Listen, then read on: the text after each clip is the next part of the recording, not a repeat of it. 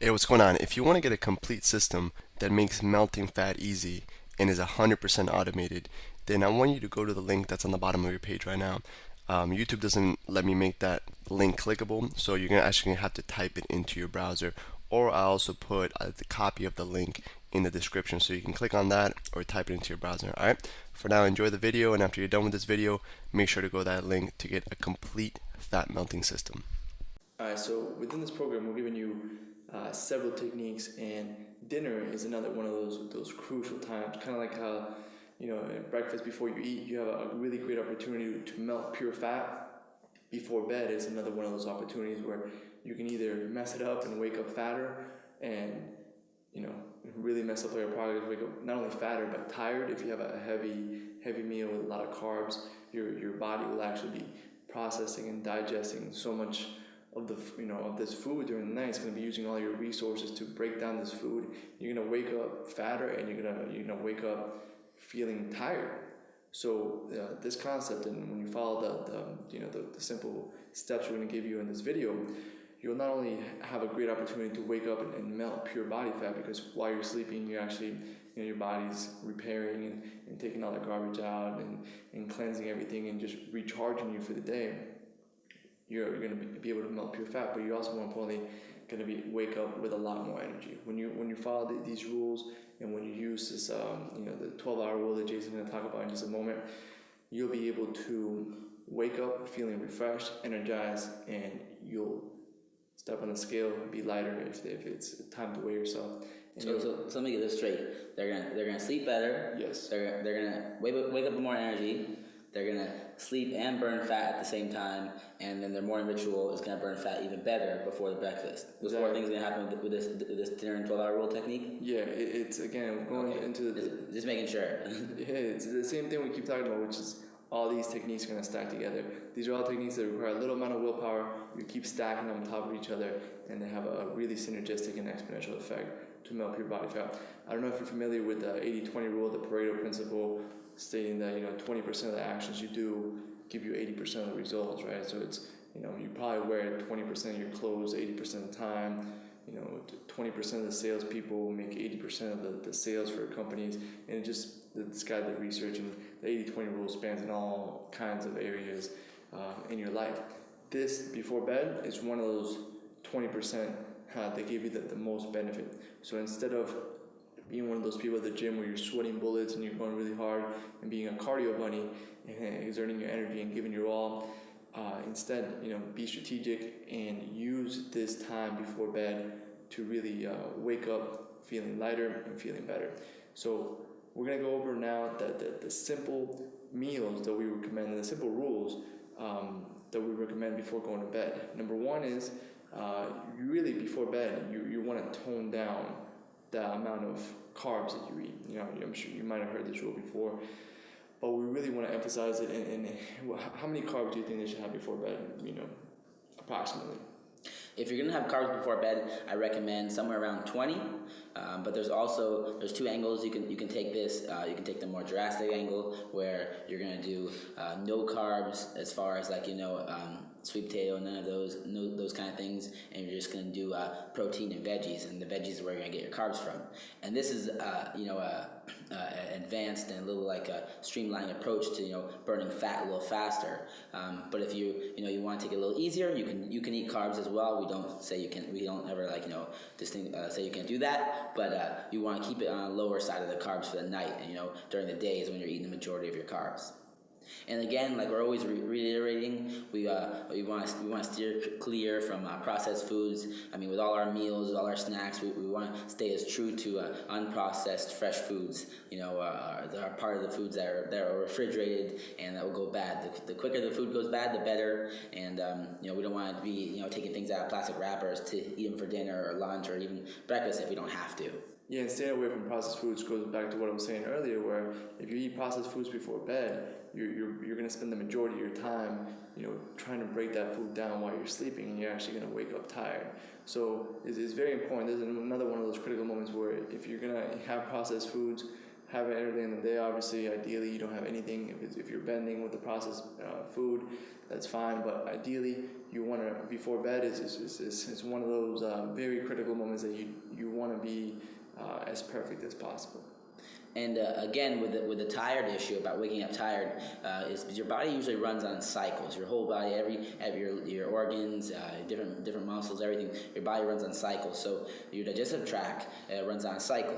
When you're more active with your eating, which is throughout the day, through breakfast or dinner, your digestive tract is more efficient.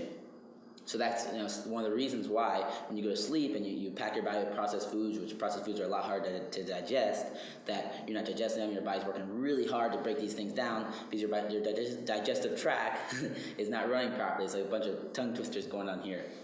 So that's another reason, and it's one of the main reasons why you'll sleep better and you'll wake up with more energy because your body's not working as hard to digest these unprocessed and these foods that your body's not used to eating.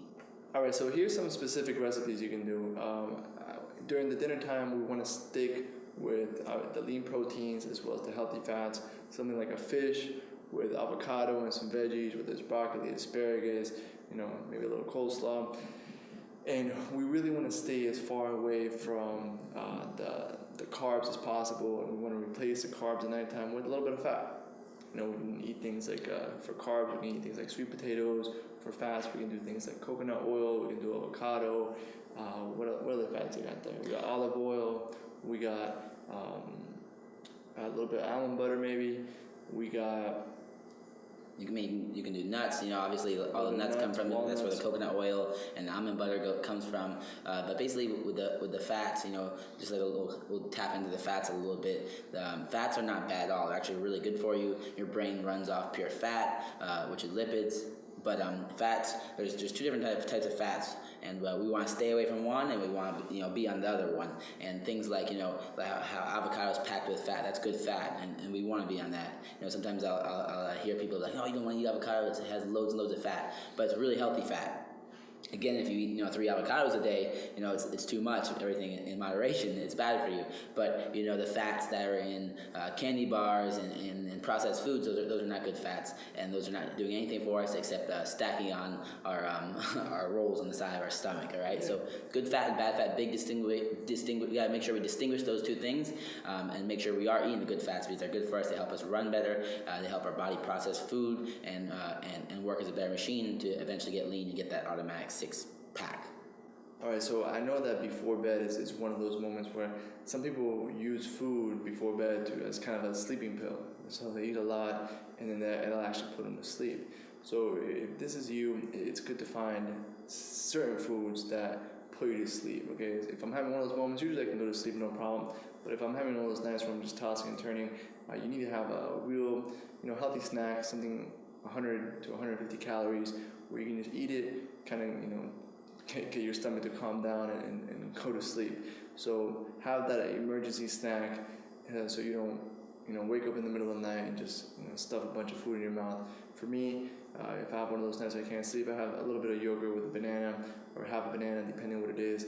Again, I get satisfied. It's just something to stop my stomach from rumbling, and I go back to sleep, and I wake up feeling great, just fine with that little snack. And remember also that after dinner is a snack time. So dinner you're eating really clean, and as well with the snack you're going to eat good as well. And then after that you're getting into our 12-hour rule. And the 12-hour rule is just going to work like we keep on saying. It's going to work synergistically with everything else. It's going to help you burn fat throughout the night. And then on top of that, when you get up and you do the morning ritual and your breakfast, you're going to be burning even more fat. So the 12-hour rule is just.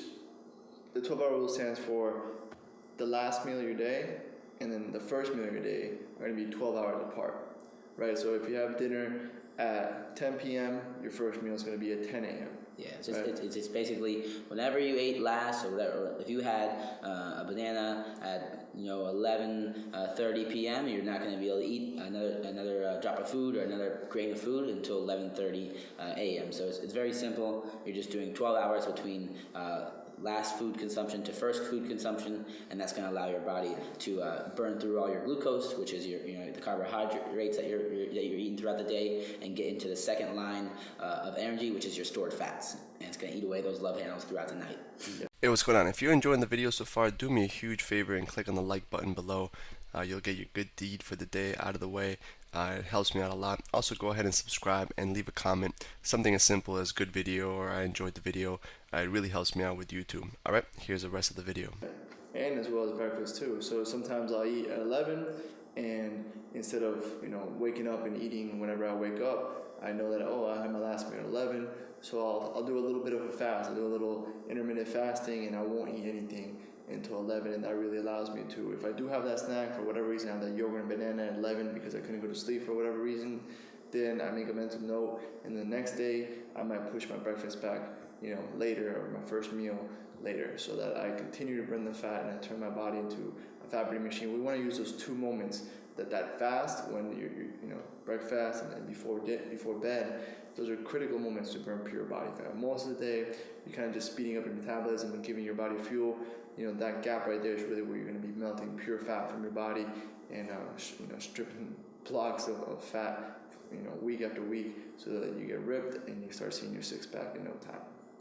And this is one of the things, one of the rules, this 12-hour rule is extremely basic, and it's one of the things that I really never bend on, and I always stick true to it because it's that 20% that gives me the 80%, and it's a thing that's going to really make that big difference. And it's something that humans have been designed to do and have been doing for centuries now, and just recently, since we have this modern technology and fast food chains, all these things open 24/7, we haven't been sticking to it. But back in the day, let's go back into the caveman days. If sunlight was out, we were more active. We obviously we can't see in the dark. We're not nocturnal, so we're active. We're eating. We're building. We're doing something. It's nighttime, around 7 p.m., 8 p.m., depending on the daylight saving time or whatever that is. And then you stop eating. You go to sleep and it gets dark, and you wake up. When it gets light again, which is again between 7 a.m. and 7 p.m. So you have that 12-hour gap, where you're sleeping and relaxing and not doing much, and then when you get up and the light comes out, you eat and you get active again, and you start eating. So the fasting is totally natural, and that's how our bodies were designed, so they can clean out, and again we can stay lean and mean and trim and get that automatic six-pack. Beautiful. So implement the 12-hour rule. You'll have a little report underneath this video with sample dinners. Have that emergency meal, that emergency snack, whether it's yogurt, banana, whatever will help pull you to sleep. Some people like turkey, whatever it might be for you. And make sure you don't break this one rule. This is really one of those critical ones. Like Jason said, it's a 20% that gives you 80% of the result. So make sure you make this one of your top priorities, following the 12-hour rule, making that gap between dinner and breakfast 12 hours and not breaking that no matter what. All right, that's it for this video. We'll see you on the next one. Hey, real quick, one more thing before you go. I want to make sure you know that there is no correlation between how hard you work and how much fat you melt or how much muscle you build. All right, there's enough science, enough data out there that there's absolutely no correlation between hard work and results. All right, there's a difference between movement and achievement.